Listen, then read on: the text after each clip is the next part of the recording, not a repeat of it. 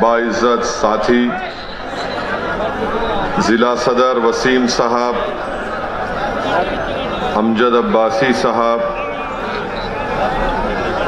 मोहतरम जनाब रिजवान अहमद साहब, मरगूब हुसन साहब, बिलाल साहब, मुस्तफ़ीज़ साहब, एहकाम साहब, राव शुएब साहब, नौफल रुमानी साहब, महताब चौहान साहब, पवन राव अम्बेडकर साहब और उत्तराखंड के मजलिस के सदर जनाब नैयर काज़मी साहब, मेरे गयूर नौजवानों,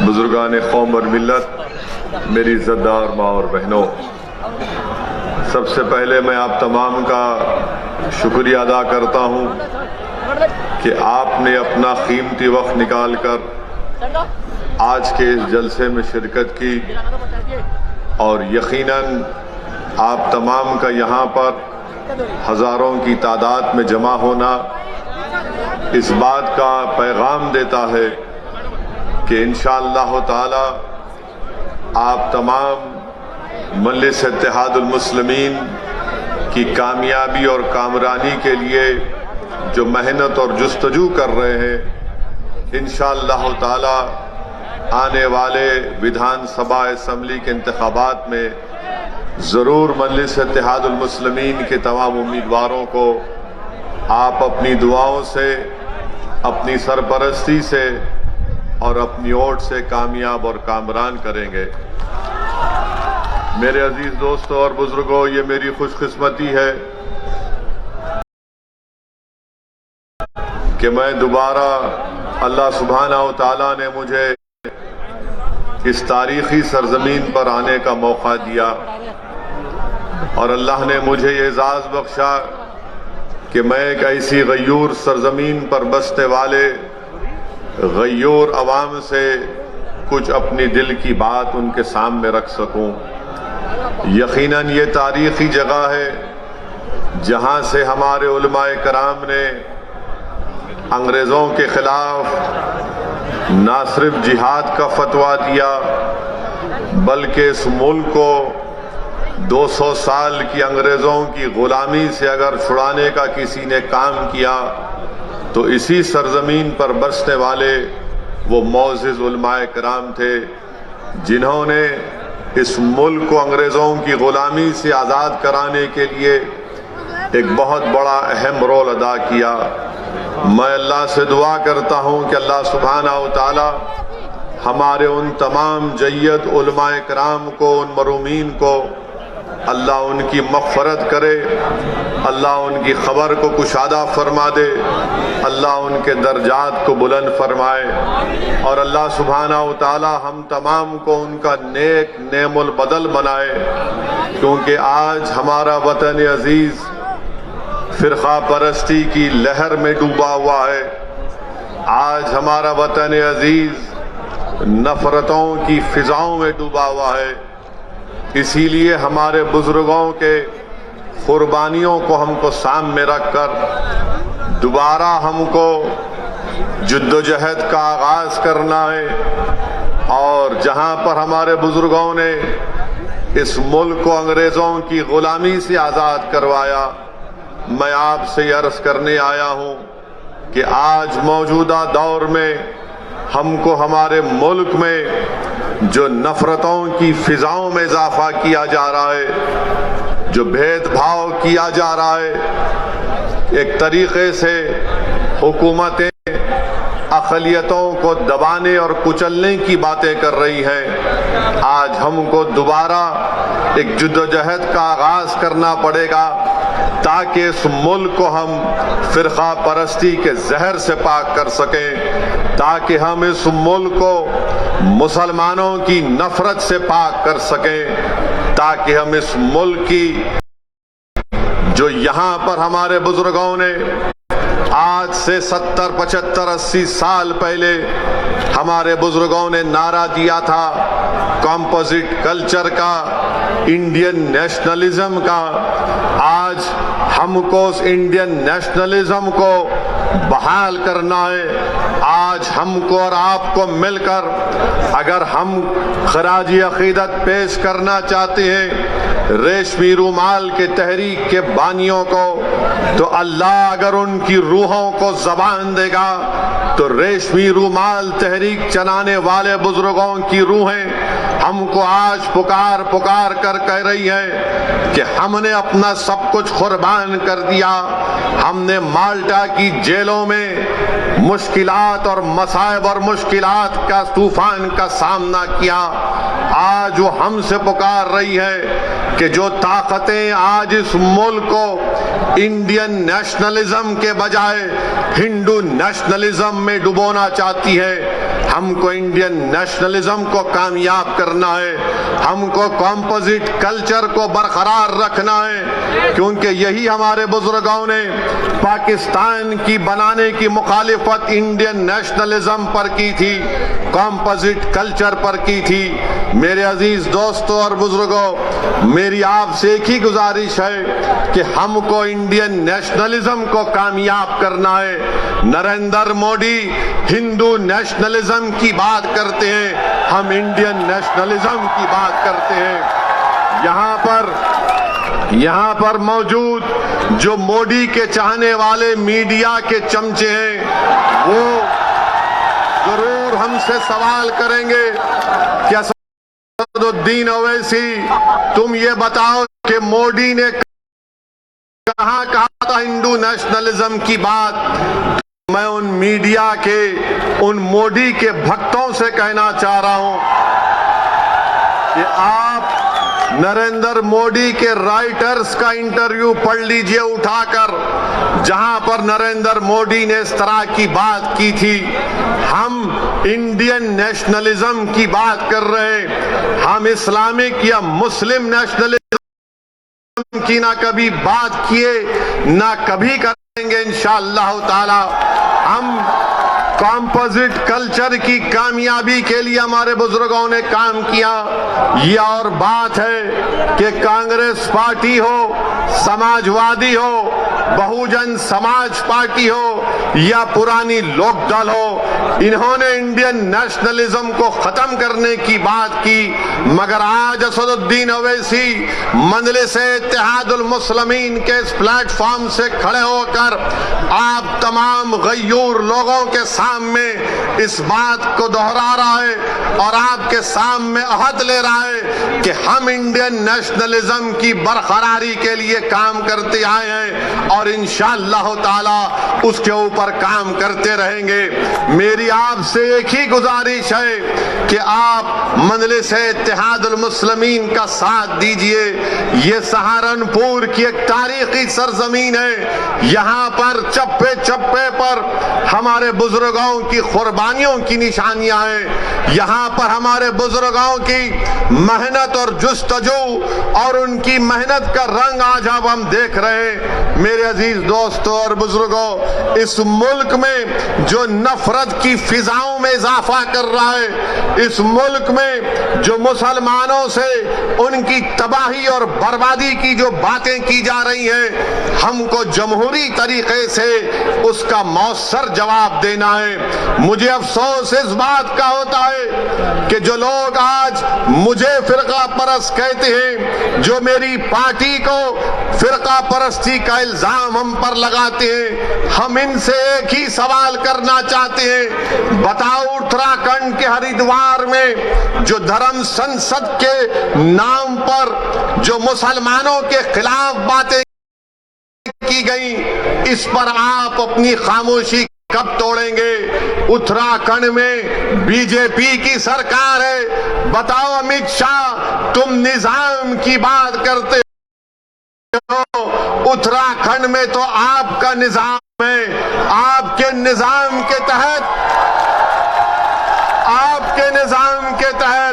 वहां पर धर्म संसद होता है।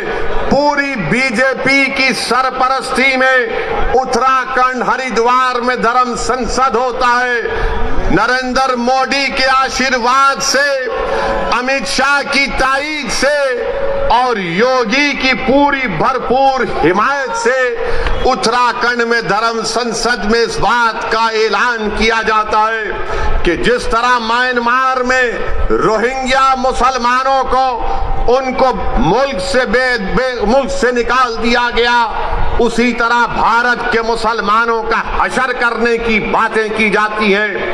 कहा जाता है कि 20 लाख मुसलमानों का कत्ल कर दिया जाए, मगर आपको जानकर हैरत नहीं होगी, आपको ताज्जुब भी नहीं होगा कि जब मुसलमानों को कत्ल आम की दावत दी जाती है, मुसलमानों को बर्बाद करने की बातें की जाती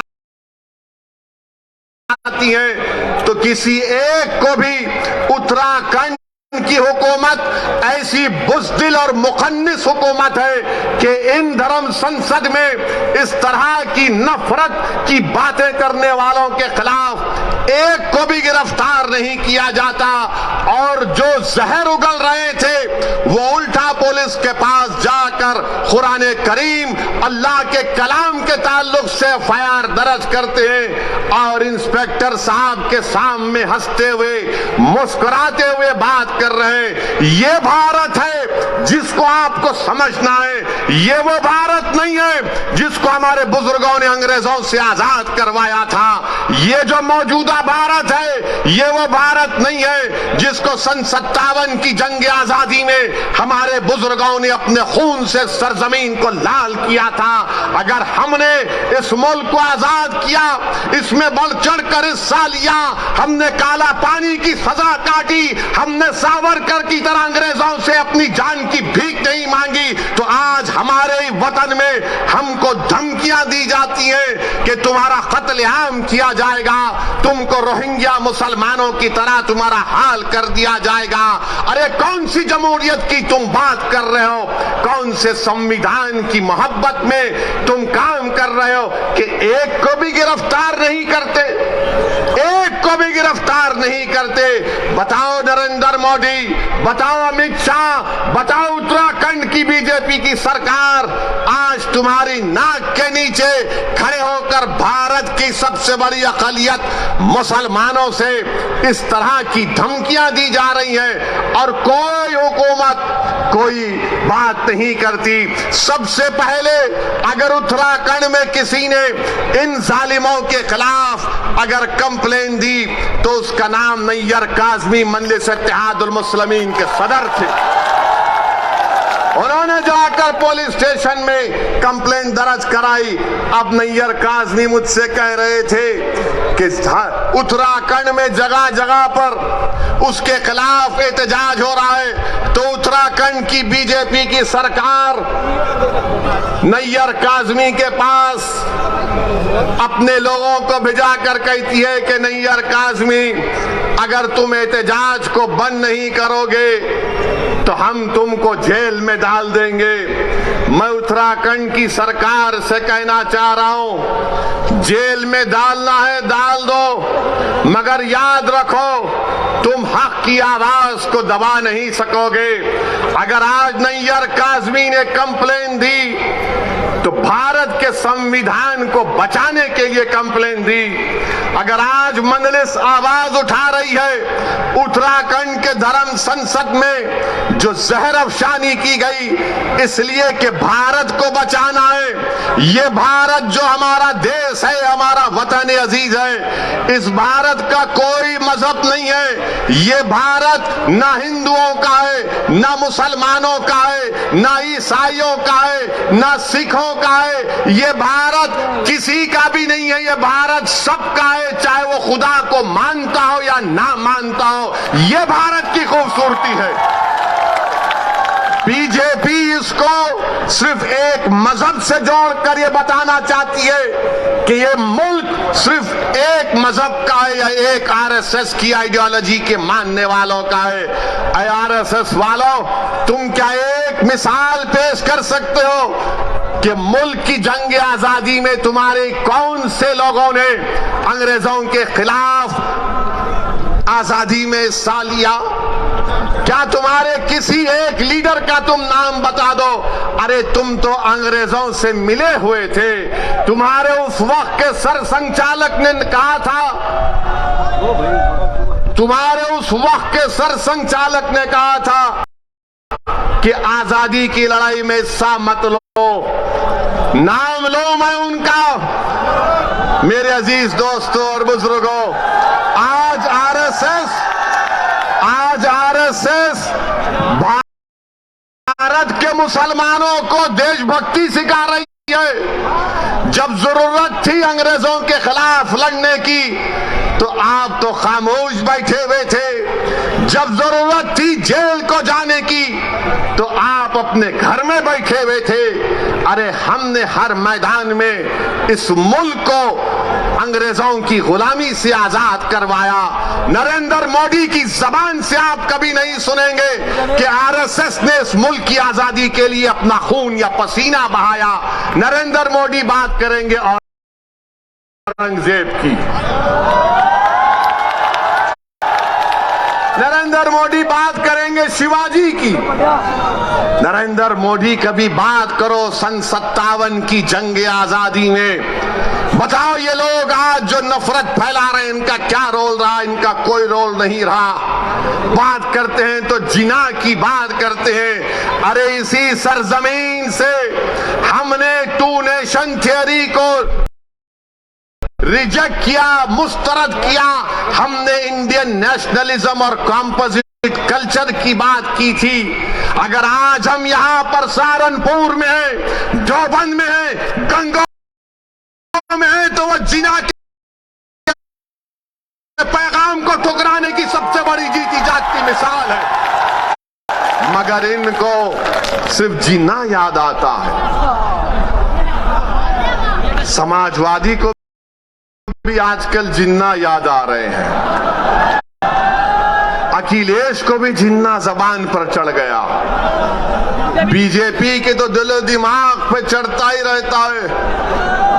मेरे अजीज दोस्तों और बुजुर्गों, एक और धर्म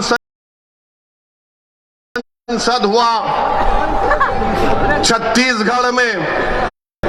कांग्रेस ने कहा जब बीजेपी कर सकती है तो हम क्यों पीछे हटे। कांग्रेस की सरकार छत्तीसगढ़ में, वहां पर धर्म संसद होता है और उस छत्तीसगढ़ रायपुर के धर्म संसद में कांग्रेस का कैबिनेट रैंक का मंत्री बैठा हुआ है। बीजेपी के बड़े बड़े नेता बैठे हुए हैं और उसमें से एक महाशय ने महात्मा गांधी को गाली दे दी, गोडसे की तारीफ कर दी और साथ में मुसलमानों के खिलाफ जहर बका। उसी धर्म संसद में यह भी कहा गया, अगर मैं कहूं आपके सामने तो यकीनन मुझे कहना पड़ेगा क्योंकि रिकॉर्ड है। रिकॉर्ड में उस रायपुर के धर्म संसद में क्या कहा गया, उसमें एक मोहतरमा भी थी। उनको मिसेस नहीं बोल सकते, उनको मोहतरमा कहना पड़ेगा। मैडम ने कहा, जोर नहीं दे रहे यार। मैडम ने कहा कि मैडम ने कहा कि धर्म संसद इसीलिए हम कर रहे हैं क्योंकि बच्चियां 18 साल की उम्र में दूसरी जात के लोगों के साथ भाग जाती है। मैडम आपको कैसे मालूम भाग जाती है? और फिर मैडम ने कहा कि धर्म संसद इसलिए कर रहे हैं, हमारे दलित भाइयों से कह रहा हूं, हमारे पिछड़े समाज के हमारे हिंदू भाइयों से कह रहा हूं। वो कह रही हैं कि इस मुल्क में रिजर्वेशन को खत्म कर देना चाहिए। ये मैडम ने कहा। एक ने कहा अगर इंसानियत को बचाना है, ये रामदास इनका नाम है, बच जाइए। रामदास ने कहा कि अगर इंसानियत को बचाना है तो मुसलमानों को खत्म कर दो। अगर वो बात असदुद्दीन ओवैसी आज उसका 5% भी कहता तो जितने मंच पर लोग में पूरे थानेदार हमको लेके चले जाते, अपना दामाद बना देते जेल में। रामदास कह रहे कि इंसानियत को बचाना है तो मुसलमानों को खत्म कर दो, और एक मोहतरम कह रहे कि हमको हिंदू राष्ट्र बनाना है। ये कांग्रेस की सरकार है, कांग्रेस बीजेपी दोनों बैठे हुए, मगर केस किस पर बुक हुआ? वो आदमी पर बुक हुआ जिसने गांधी को गाली दी थी। क्या गांधी भारत के मुसलमानों से बड़ा है? मेरा मानना यह है कि गांधी भी बराबर है, भारत का हर नागरिक बराबर है। अगर गांधी को गाली दी गई और मुसलमान को गाली दी गई तो दोनों पर केस बुक होना चाहिए। मगर अब कल शाम से देखेंगे हमारे मीडिया के दोस्त, जिनके चहीते हम सुसरे हैं, इनके पप्पा मोदी हैं, वो चलाएंगे ओवैसी ने गांधी को बोल दिया। हम ये पूछ रहे हैं कि गांधी को गाली देने पर मुकदमा अगर हो सकता है तो मुसलमान को खत्म करने का मुकदमा क्यों नहीं होगा? तुमको अगर गांधी से मोहब्बत है तो भारत के मुसलमानों से ही मोहब्बत रखो, क्योंकि गांधी ने भूख हड़ताल की थी पार्टीशन के वक्त, जब मुसलमानों को काटा जा रहा था फसादात में। एक दिन नहीं, 2 दिन नहीं, गांधी ने कई दिन भूख हड़ताल की, और इस शर्त पर अपनी भूख हड़ताल को गांधी ने खत्म किया था कि मुसलमानों की जान और माल की हिफाजत करनी चाहिए। कुतुबुद्दीन बख्तियार काकी के आस्थाने को जला दिया गया था, गांधी ने कहा कि उसको बनाना पड़ेगा तब मैं भूख हड़ताल खत्म करूंगा। अरे गांधी से मोहब्बत है तो मुसलमानों से नफरत क्यों है? तुमको बताओ हमको। मेरे अजीज दोस्तों और बुजुर्गों, ये बात को आपके सामने इसलिए बयान कर रहा हूं ताकि ये जो रात अंधेरी है, मैं पिछले 5 साल से कह रहा हूं, मेरी तकारीर उठा कर देख लो कि अंधेरी रात लंबी रहने वाली है। ये अंधेरी रात लंबी रहने वाली है, याद रखो मेरी इस बात को। हाँ, इस अंधेरी रात में सेकुलर जहन रखने वाले हमारे हिंदू भाई आज भी हैं, जो अंधेरी रात में जुगनू की तरह चमक कर कुछ उम्मीद की शमा जलाए बैठे हैं। मगर याद रखो, ये अंधेरी रात है जो नफरत फैला रहे हैं, ये भारत के दुश्मन है जो मुसलमानों को खत्म करने की बात कर रहे हैं। ये भारत के दुश्मन है, ये भारत के संविधान के दुश्मन है, ये अंबेडकर के दुश्मन है, ये गांधी के दुश्मन है, ये मौलाना अबुल कलाम आजाद के दुश्मन है, ये मुजाहिदीन आजादी के दुश्मन है। मेरे अजीज दोस्तों और बुजुर्गों, अभी जनाब शौकत अली साहब ने जिक्र किया अपनी तकरीर में कि किसी ने कहा कि असदुद्दीन ओवैसी की गर्दन को काट देंगे। मेरी गर्दन की फिक्र मत करो, मेरी गर्दन की फिक्र मत करो। मैंने तो अशहदु अल्ला इलाहा इल्लल्लाह व अशहदु अन्ना मुहम्मद रसूलुल्लाह कहकर अपनी जान को अपने रब के हवाले कर चुका हूं। जन्नत के एवज में इंशाअल्लाह ताला अपनी जान को अपने रब के हवाले कर चुका हूं। वो मुझे खून के लुथड़े से जब बनाया है, जब वक्त आएगा चले जाएंगे। कोई नहीं टिकेगा इस दुनिया में, कोई नहीं टिकेगा। बड़े बड़े वजीर आजम आए, सबको जाना पड़ा, कितने प्रधानमंत्री आए, सबको जाना पड़ा, मैं भी जाऊंगा। तुम अपनी फिक्र करो, तुम अपनी फिक्र करो कि मेरी गर्दन काटेंगे। गर्दन काटने से क्या हक की आवाज दब जाएगी? क्या गर्दन काटने से सच्चाई छुप जाएगी? क्या गर्दन काटने से जालिम के खिलाफ आप लोग नहीं लड़ेंगे? क्या गर्दन काटने से आप मजलूमों का साथ नहीं देंगे?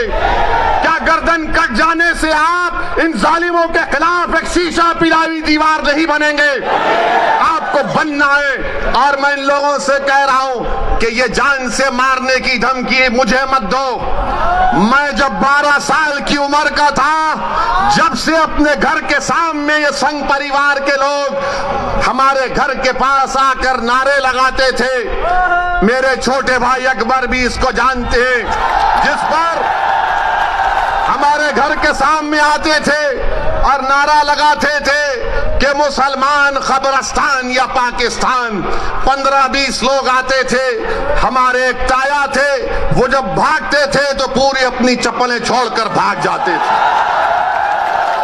मेरी गर्दन की अहमियत मत करो, भारत की फिक्र करो।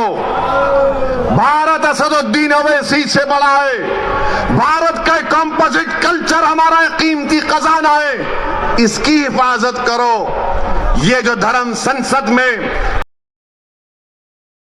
मुसलमानों के खिलाफ नरसिम्हार की जो बात कर रहे हैं, के खिलाफ तो कोई बोलो। अमित शाह तुम देश के होम मिनिस्टर हो, बोलो नरेंद्र मोदी तुम देश के प्रधानमंत्री हो। तुम क्या मुसलमानों के प्रधानमंत्री नहीं हो? बताओ नरेंद्र मोदी, बताओ अमित शाह, क्या तुम होम मिनिस्टर नहीं हो मुसलमानों के? बताओ कांग्रेसियों, क्या तुम मुसलमानों की हिफाजत का जिम्मा नहीं लिए संविधान के तहत? कोई नहीं बोलेगा। मगर जब इलेक्शन आएगा उत्तर प्रदेश का, तो एक मुसलमान से डर दिखाएगा, एक बीजेपी का डर दिखाकर मुसलमानों को बेवकूफ बनाकर और हासिल करेंगे। मेरे अजीज दोस्तों और बुजुर्गों, मेरी आपसे गुजारिश है कि आज मजलिस हिस्सेदारी की बात कर रही है। मजलिस उत्तर प्रदेश की सियासत में 19% मुसलमानों की हिस्सेदारी की बात कर रही है। अगर मैं हिस्सेदारी की बात कर रहा हूं तो Samajwadi party, BSP, Congress, BJP, RLD, सबके पेट में दर्द शुरू हो जाता है। क्यों दर्द शुरू होता है? वो नहीं चाहते कि मुसलमान बराबरी पर आ जाए, वो ये चाहते हैं कि मुसलमान दरी बिछाता रहे, दरी बिछाता रहे, दरी बिछाता रहे। वो ये चाहते हैं कि मुसलमान दरी बिछाता रहे, उसको बेशर्म किया जाए, मगर उसके मुकद्दर में दरी बिछाना है। मैं तुमसे कह रहा हूं कि दरी अब तुम नहीं बिछाओगे, तुम कुर्सी पर बैठोगे और राज भी करोगे इंशाअल्लाह ताला। तुम अपने मुकद्दर के फैसले आप कर सकते हैं। बरसों आपने समझा कि नहीं कांग्रेस का साथ देंगे, कांग्रेस हमारे मुकद्दर के अच्छे फैसले करेगी। कांग्रेस ने क्या दिया हमको? शहादत बाबरी मस्जिद, हाशिमपुरा, मलियाना दिया। तो कभी हमने समाजवादी का साथ दिया, कहा कि मौलाना मुलायम है, मगर मौलाना तो नहीं निकले, अपने यादव परिवार को आगे बढ़ा दिया। तो कभी आपने कहा कि चलो इनके बेटे का साथ देते हैं, तो हमको क्या मिला? मुजफ्फरनगर मिला। फिर आपने बीएसपी का साथ दिया, कौन सा हिस्सा मिला आपको? कौन सा हिस्सा मिला आपको? सबसे ज्यादा जेल में आज उत्तर प्रदेश में अगर अंडर ट्रायल कोई है तो मुसलमान है 28%। सबसे ज्यादा कम ग्रेजुएट है तो मुसलमान है 2%। सबसे ज्यादा प्राइमरी स्कूल में कम पढ़ने वाले बच्चे हैं तो मुसलमान है। बताओ ये कब खत्म होगा? यही चीजें जब हम पढ़ते हैं तो मेरी जबान में तेजाबगी पैदा हो जाती है। मेरे अजीज दोस्तों और बुजुर्गों, याद रखो मेरी इस बात को, कामयाबी लिखना ये अल्लाह का काम है, तुम्हारे हाथ में नहीं है। अल्लाह अगर कामयाब करना चाहा तो अल्लाह आपके दिलों में मोहब्बत को डालेगा। मगर मेरी इस बात को याद रख लो, अगर नाइंसाफी का आप खात्मा करना चाहते हैं, मैं सहारनपुर की इस मुबारक और तारीखी सरजमीन में खड़े होकर आपसे हाथ जोड़कर अपील कर रहा हूं कि तुमने 60 साल कांग्रेस का, आरएलडी का, समाजवादी का, बीएसपी का साथ दिया। एक मर्तबा अपनी क़यादत को बनाओ, अपनी पार्टी को मजबूत करो, अपनी नेता को बनाओ जो तुम्हारे इशारे पर उठेगा, जिसकी दिलों में तुम्हारी मोहब्बत होगी, जिसकी जबान पर सपा, बीएसपी, कांग्रेस का डर नहीं होगा, उसकी जबान पर तुम्हारे इंसाफ के मुतालबे रहेंगे। वो तब होगा जब आप अपने वोट से मजलिस के उम्मीदवारों को कामयाब करेंगे और लखनऊ में उत्तर प्रदेश की विधानसभा को भिजाएंगे। लोग उठकर कहेंगे मेरे आज के इस भाषण के बाद के ओवैसी जज्बाती तकरीर तो करता है, मगर अगर मजलिस के 8-10 एमएलए विधायक जीत जाते हैं तो क्या होता है। 400 की विधानसभा में मुझे किसी ने कहा था, किसी एक सेकुलर पार्टी के एक शख्स ने पार्लियामेंट में मुझसे कहा था, अरे ओवैसी तुम उत्तर प्रदेश को जाते हो, गरम भाषण देते हो, मगर अगर तुम्हारे विधायक जीत जाएंगे तो क्या होगा। मैंने कहा सर अभी पार्लियामेंट में तकरीरें आकर बैठिए। उस वक्त हमने कहा आइए बैठिए। बोले क्या बोलोगे? मैं 4-5 मिनट हम बोलते हैं, बैठकर देखिए मजा आएगा। हमारा अल्लाह ने हमको बोलने की सलाहियत दी और फिर उसके बाद हम जब बाहर निकले हमने कहा बताओ कैसा लगा, तो कहा अगर तुम्हारी तरह बोलने वाले उत्तर प्रदेश की विधानसभा में पहुंच जाएंगे तो उत्तर प्रदेश में मुसलमानों की सफों में इनकलाब बर्पा हो जाएगा और इनकलाब बर्पा होगा इंशाअल्लाह ताला, इंशाअल्लाह ताला इनकलाब बर्पा होगा। क्योंकि अब तक हमने अपनी जबानों को दबा कर रखा, अब तक हमने अपने दिलों में जो हमारी ख्वाहिशात थी, जो उमंगें थी, जो ख्वाबें थी, उनको दबा कर रखा। मेरे गयूर नौजवानों, मेरे इज्जतदार कौम मिल्लत के बुजुर्गों, उलमाए दीन से मैं आपसे गुजारिश कर रहा हूं कि इन ख्वाबों को पूरा उसी वक्त किया जा सकता है जब हम अपनी पार्टी के सियासी नुमाइंदों को कामयाब करेंगे। कोई उठकर बोलेगा ओवैसी मुसलमान अगर जीतेगा तो क्या सांप्रदायिकता को फायदा नहीं पहुंचेगा। मैं कहूंगा कि फिरका परस्ती खत्म होगी, फिरका परस्ती खत्म होगी अगर मुसलमानों के नुमाइंदे कामयाब होंगे। कोई पूछेगा कैसे, तो दैनिक भास्कर अखबार उठाकर देख लो आप। दैनिक भास्कर अखबार ने लिखा कि उत्तर प्रदेश में डीएम डिस्ट्रिक्ट कलेक्टर 28% ठाकुर हैं और ब्राह्मण समाज के हमारे भाई 22% हैं और 5% दलित और शेड्यूल्ड ट्राइब से। कितनी आबादी में हिस्सा होगा ठाकुरों का और हमारे ब्राह्मण भाइयों का? 15-16% के करीब होगा, मगर 50% डीएम उनके हैं, 50% डीएम उनके हैं। समाजवादी की सरकार हो, बीएसपी की सरकार हो या बीजेपी की सरकार हो, ठाकुर और ब्राह्मण विधानसभा में 25 से 27% नजर आएंगे और 19% मुसलमानों की हिस्सेदारी की मैं बात कर रहा हूं। नहीं, सांप्रदायिकता को फायदा मिलेगा, फिरका परस्ती बढ़ेगी।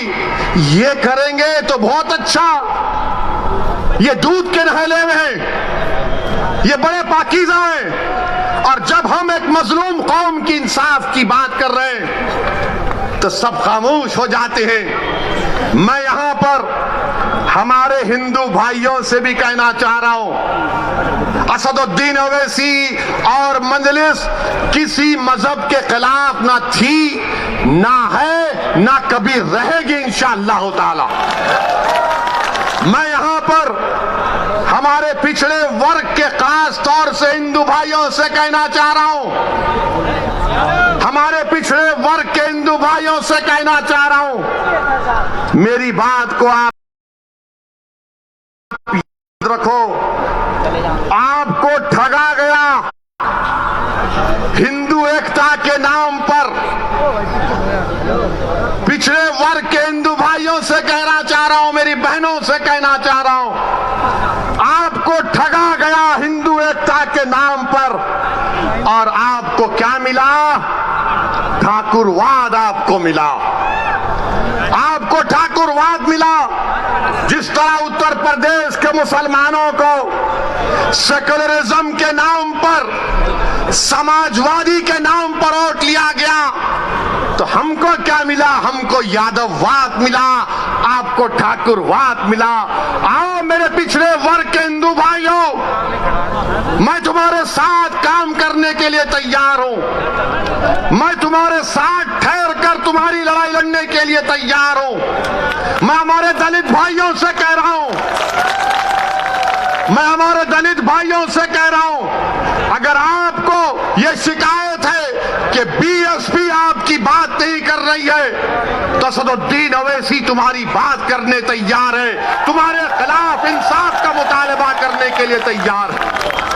और मेरे अजीज दोस्तों और बुजुर्गों, आप यहीं पर फिर ये लोग आके बोलते ओवैसी की तकरीर से हिंदू और मुसलमानों में नफरत की दीवार बढ़ गई।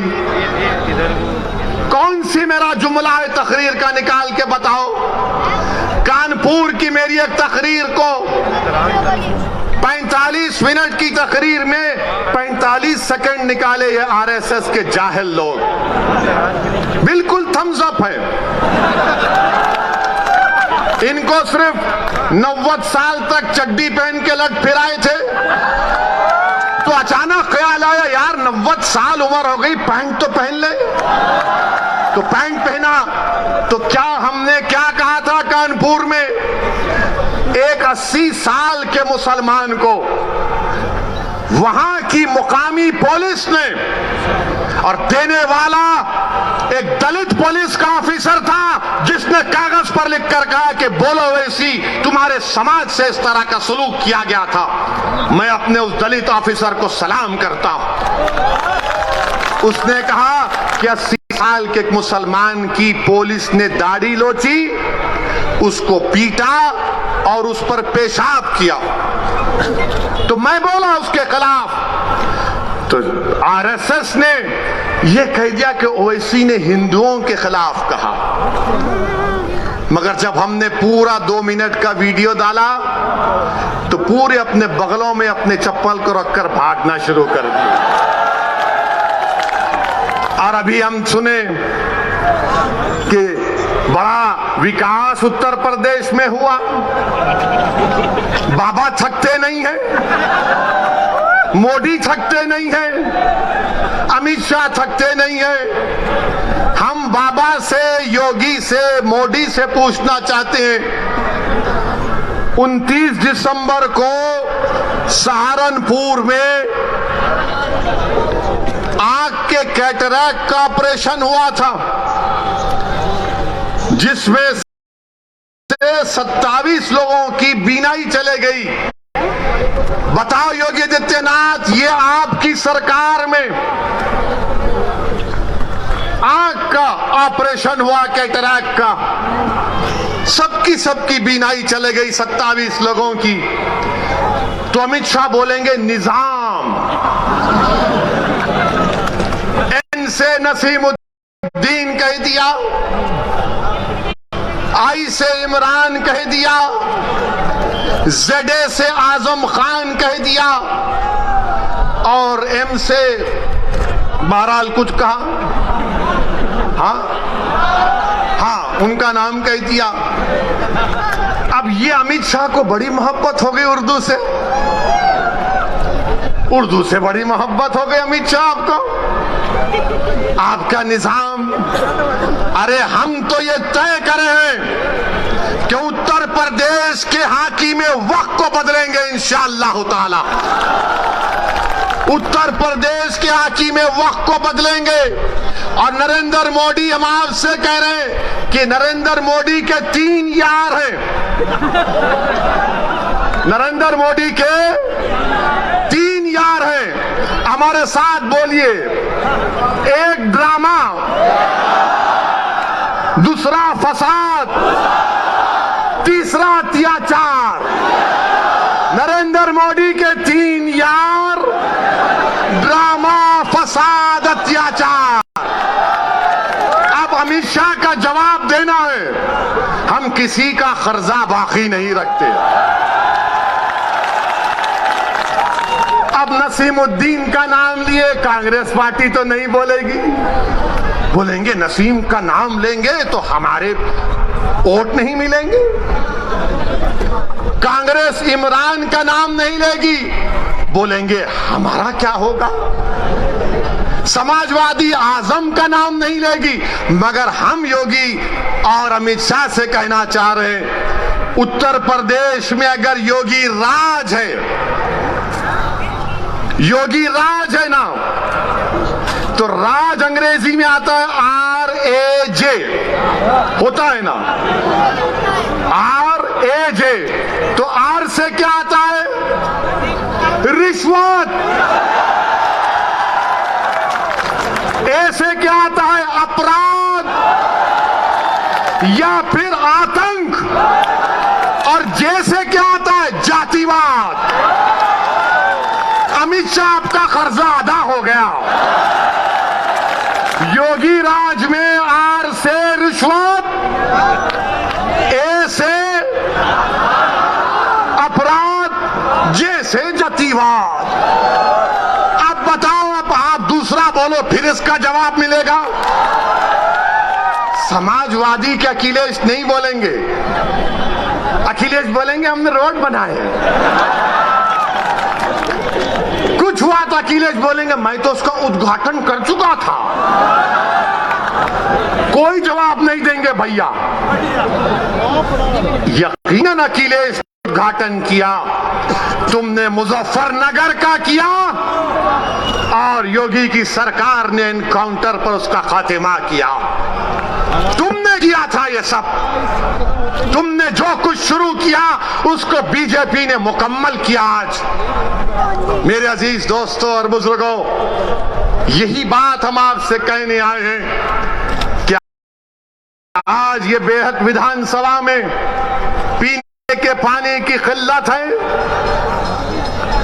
बहुत पानी की पीने की किल्लत है। सहारनपुर कमिश्नरेट है, बस डिपो नहीं है, नालियों की सफाई नहीं होती, बरसात में पानी आ जाता है। मगर बाबा विकास की बात करते हैं, बाबा विकास की बात करते हैं। मेरे अजीज दोस्तों और बुजुर्गों, हम आपसे यही अपील करने आए हैं कि आने वाले विधानसभा और असेंबली के इंतखाबात में मजलिस का साथ दीजिए।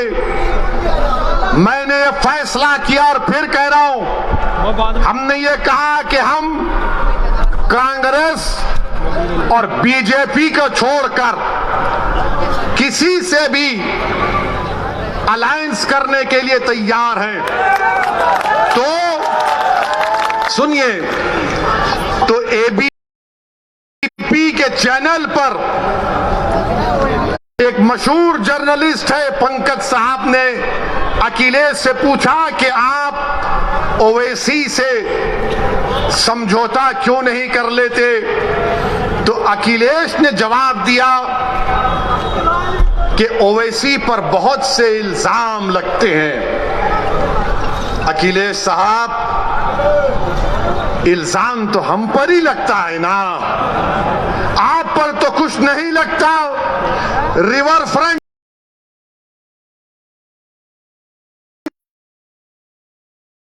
इल्जाम नहीं, लखनऊ से कानपुर रोड आप बनाए, आप पर कोई इल्जाम नहीं। आपने सब कुछ किया, आपके 10-10 उंगलियां घी में थी, मगर आजम पर इल्जाम लगा बकरी चोरी का और भैंस चोरी का। ये इल्जाम सिर्फ हम पर लगता है, ये 60 साल से हम पर इल्जाम लग रहा है, कभी आतंकवाद का, कभी फिरका परस्ती का, कभी पुलिस को मारने का, तो कभी किसी और इल्जाम का। अखिलेश यादव साहब, इल्जाम तो भारत के मुसलमानों के मुकद्दर का हिस्सा बन चुका है।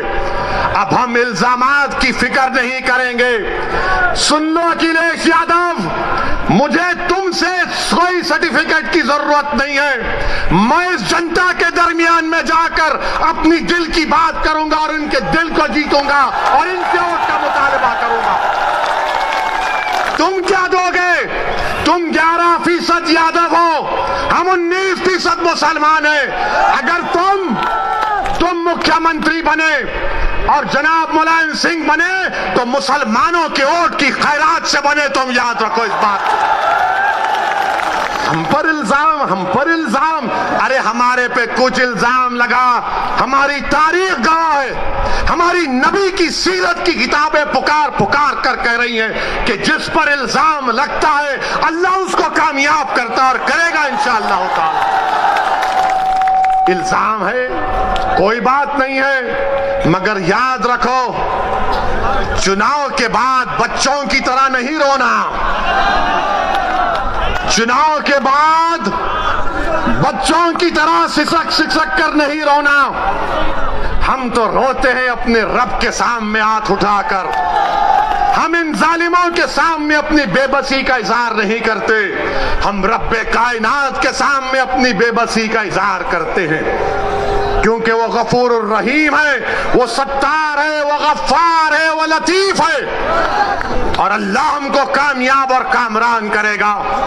मेरे बस में इतना है, शौकत के बस में इतना है, महताब और हमारे अंबेडकर साहब की ताकत में बस इतना है कि हम आपके पास जाकर अपनी बात को पूरी इखलास के साथ रख रहे हैं। दिलों में मोहब्बत डालने वाले का काम तो अल्लाह का है, दिलों को मोड़ने का काम तो अल्लाह का है। मैं तो बार बार कह रहा हूं कि अपने दिल पर हाथ रखकर मैंने आज आधे घंटे 40 मिनट में जो कुछ कहा, सोचो आप अपने घर को जाओ, रात के अंधेरे में अगर तुम उठते हो तो सोचो इस बात को, कब तक हम सिस्कियां लेकर, कब तक हम इस गैर यकीनी कैफियत में अपनी जिंदगी को गुजारेंगे। भारत की जमहूरियत, अंबेडकर का बना हुआ संविधान हमको इस बात की इजाजत देता है कि हम सियासत में अपने नेता को अपनी हिस्सेदारी की बात करें, हिस्सेदारी के हिस्सा लें और अपनी क़यादत को, सियासी लीडरशिप को बनाएं। इससे भारत मजबूत होगा, इससे भारत का संविधान मजबूत होगा। यही चंद गुजारिशात मैं आज तक कहने के लिए आया हूं। आपसे सिर्फ गुजारिश करूंगा कि अगर आप मेरी जबान में इन आने वाले बच्चों से ना कह दे जो कल बूढ़े हो जाएंगे कि तुमको तुम्हारा हिस्सा नहीं मिला। हिस्सा उसी वक्त मिलेगा जब आप उठ खड़े होंगे, सियासी क़यादत बनाएंगे, अपने वोट से अपनी पार्टी को कामयाब करेंगे। जिस तरह ठाकुरों ने योगी को मान लिया, जिस तरह पिछड़ा वर्ग ने मोदी को अपना लिया, जिस तरह दलितों ने आज बहन जी और चंद्रशेखर आजाद को अपना नेता मानते हैं। आओ मुसलमानों, तुम मुझे नहीं तो खुद नेता बन जाओ, मैं तुम्हारे साथ ठहरने के लिए तैयार हूं। अस्सलाम वालेकुम व रहमतुल्लाहि व बरकातुहू।